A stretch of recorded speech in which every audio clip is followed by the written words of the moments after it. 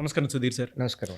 ప్రతి స్టూడెంట్ అంటే ఎస్పెషల్లీ నేను ఇలా చెప్తున్నాను కాదు కానీ శ్రీధర్ సీసీలో పెట్టేంత మాక్ టెస్ట్లు ఇంకెక్కడ కండక్ట్ చేయరు. నేను అదైతే ప్రాక్టికల్గా చూశాను కాబట్టి నేను చెప్తున్నాను. మాక్ టెస్ట్ రాసిన తర్వాత పర్టికులర్ అనాలిసిస్ ఉంటుంది. ఎక్కువ మంది దాని మీద టైం ఇన్వెస్ట్ చేసేస్తూ ఉంటారు. ఈ మాక్ టెస్ట్ అనాలిసిస్ టైం అనేది ఎంతవరకు పెట్టాలంటారు? ఎందుకంటే మిగతా వాటికి పెద్దగా టైం పెట్టేంత అవకాశం కూడా ఉండదు. అక్కడే బ్రెయిన్ అలసిపోతూ ఉంటుంది. తర్వాత ఏదైనా చెయ్యాలి అని అంటే మాత్రం ఇంట్రెస్ట్ రాదు.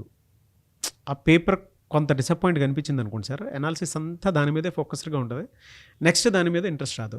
సో ఈ మాక్ టెస్ట్ అనాలిసిస్ అనేది ఎగ్జామ్ రాసేసిన తర్వాత ఎంత టైం ఇన్వెస్ట్ చేయాలి, ఎంత టైం ఇన్వెస్ట్ చేయకూడదు? పేపర్ ఫస్ట్ ఆన్లైన్లో ఎగ్జామ్ రాస్తామండి. ఒకసారి అయిపోయిన తర్వాత అదే పేపర్ని రెండోసారి టైం లిమిట్ లేకుండా పెట్టుకోవచ్చు.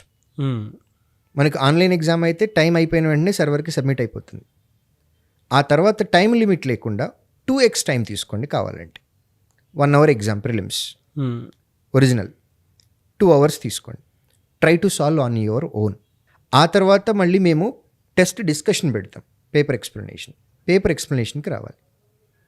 పేపర్ ఎక్స్ప్లెనేషన్ దగ్గర అయితే ప్రాపర్గా వచ్చే బ్యాచ్ ఒకటి ఉంటుంది. కొంతమంది అసలు రాని వాళ్ళు ఉంటారు. కొంతమంది టూ మచ్ టైం స్పెండ్ చేసే వాళ్ళు ఉంటారు. ఎప్పుడైనా సరే 1 గంట ఎగ్జామ్ అని అనుకున్నట్లయితే కనుక దాని అనాలిసిస్కి, అది సెల్ఫ్ అనాలిసిస్ కావచ్చు లేదా టెస్ట్ డిస్కషన్లో కావచ్చు, 2x లేదా 3x టైం. అంటే గంట ఎగ్జామ్ అయితే 2 గంటల నుండి 3 గంటలు టైం పెట్టుకోవచ్చు. అదే 2 గంటల ఎగ్జామ్ ఉంది, దానికి 4 గంటల నుంచి 6 గంటల వరకు మ్యాక్సిమం టైం.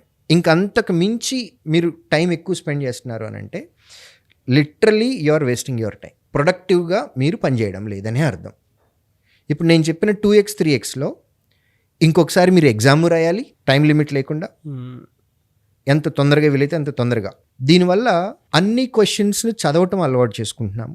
ఏ క్వశ్చన్లు మనం చేయగలం తొందరగా, ఏవి ఎక్కువ టైం పడుతున్నాయి, అవి నెక్స్ట్ మళ్ళీ వచ్చినప్పుడు వదిలేయాలి అనేది డిసైడ్ అవుతుంది.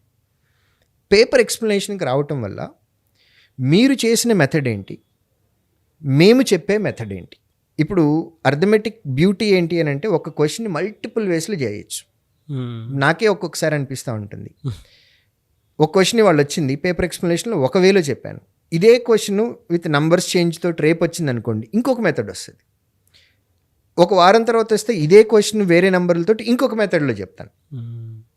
సో ఫ్యాకల్టీ ఏ మెథడ్లో చెప్తున్నారు, మనం ఏ మెథడ్లో చెప్పొచ్చు, ఒక క్వశ్చన్ ఎన్ని రకాలుగా చేయొచ్చు, ఇదంతా అనాలిసిస్లో చేసుకోవాల్సింది స్టూడెంట్. అది సెల్ఫ్ అనాలిసిస్లో సబ్జెక్ట్ మీద గ్రిప్ ఉంటే చేయొచ్చు, లేదంటే టెస్ట్ డిస్కషన్కి వచ్చి నేర్చుకోవాలి. ఎవ్రీ డే అప్డేట్ అవ్వాలి. మనకి ఈ క్వశ్చన్కి ఆన్సర్ వచ్చింది కదా, ఇది మనకు అవసరం లేదు, నాకు వచ్చు కదా అని అనుకుంటారు.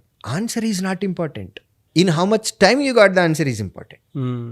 చాలామంది స్టూడెంట్స్ ఇదే ప్రాబ్లం అండి, నాకు ఆన్సర్ వచ్చింది కదా, దీన్ని నేను ఏం ఇంప్రూవ్ చేసుకోవాలి అన్నా. నో, ఆన్సర్ కాదు మనకు కావాల్సింది, అది ఎంత టైంలో వచ్చిందో ఇంపార్టెంట్. మీకు పట్టిన టైం కంటే మీ ఫ్రెండ్కి ఇంకా తక్కువ టైంలో ఆన్సర్ వచ్చింది అని అంటే అది ఆ క్వాలిటీని ఇమీడియట్గా మనం గ్రాప్ చేసేయాలి. సో ఎవ్రీ క్వశ్చన్ని ఇంకా మల్టిపుల్ వేస్లో ఇంకా ఎలా చేయాలి, హౌ, ఇంకెలా చేయొచ్చు, ఇది మనం ఎవ్రీ డే టైం స్పెండ్ చేయాలి. ఈ అనాలిసిస్కి కాను మన ఒరిజినల్ ఎగ్జామ్ టైం అనేది x అనుకుంటే 2x నుంచి 3x టైం వరకు అనాలిసిస్ మీద మనం స్పెండ్ చేయాలి.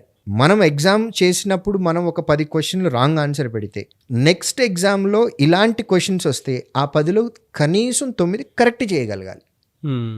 మనిషిగా ఎందుకు పుట్టాము అని అంటే తప్పులు చేయటానికే పుట్టాం, కానీ ఆ తప్పు ఒక్కసారే చేయాలి, రెండోసారి చేయకూడదు. ఫస్ట్ టైంకి సెకండ్ టైంకి మధ్యలో ఉన్న టైం గ్యాప్లో ఫస్ట్ చేసిన మిస్టేక్ని రెక్టిఫై చేసేయాలి. ఆ రెక్టిఫికేషన్ కోసమే ఈ అనాలిసిస్ కావాలి. సో అనాలిసిస్లో మనం నేర్చుకోవాలి, సబ్జెక్ట్ని ఇంప్రూవ్ చేసుకోవాలి, మన టెక్నిక్ని ఇంప్రూవ్ చేయాలి, మన లాజికల్ థింకింగ్ని ఇంక్రీజ్ చేయాలి. అది సెల్ఫ్ అనాలిసిస్ చేయగలిగితే చేయొచ్చు, లేదు అని అంటే పేపర్ ఎక్స్ప్లెనేషన్స్ ద్వారా చేయొచ్చు, లేదా group studies, meaningful group studies, దీని ద్వారా కూడా చేయొచ్చు. Ultimately end of the day పడుకోబోయే ముందు మనం ఇవాళ కొత్తగా ఏం నేర్చుకున్నాము అనేది ఆలోచించుకొని ఆ సంతోషంలో పడుకోవాలి. మనల్ని మనం ఇంప్రూవ్ చేసుకుంటూ వెళ్తూ ఉంటే ఎగ్జామ్ టైంకి ఒక ఫైన్ ట్యూన్ అయినటువంటి ఒక వెపన్ లాగా మనం ఎగ్జామ్కి వెళ్తాం. ఓకే. ప్రిపరేషన్ బిగినింగ్లో అంటే మనం కోర్స్ నేర్చుకుంటున్నాం, సబ్జెక్ట్ నేర్చుకుంటున్నాము. సబ్జెక్ట్ నేర్చుకునే టైంలో టెస్ట్ అనాలిసిస్ అక్కర్లేదండి. సబ్జెక్ట్ నేర్చుకునే టైంలో డైలీ ఎగ్జామ్ కంపల్సరీగా రాయాలి. రాసిన దాన్ని ఇంకొకసారి మళ్ళీ ఇంటికి వెళ్ళి రాయాలి. సో దానికి 2 గంటలు కంపల్సరీగా ఎవ్రీడే పెట్టుకోవాల్సింది. ఒకసారి ఆన్లైన్లో ఎగ్జామ్ రాయటం టైం పెట్టుకొని, ఆ తర్వాత ఏ క్వశ్చన్స్ మనం వదిలేసామో వాటిని మళ్ళీ ఇంకొకసారి ఇంటి దగ్గర చేయటం. ఈ మొత్తం ప్రాసెస్కి గాను 2 hours.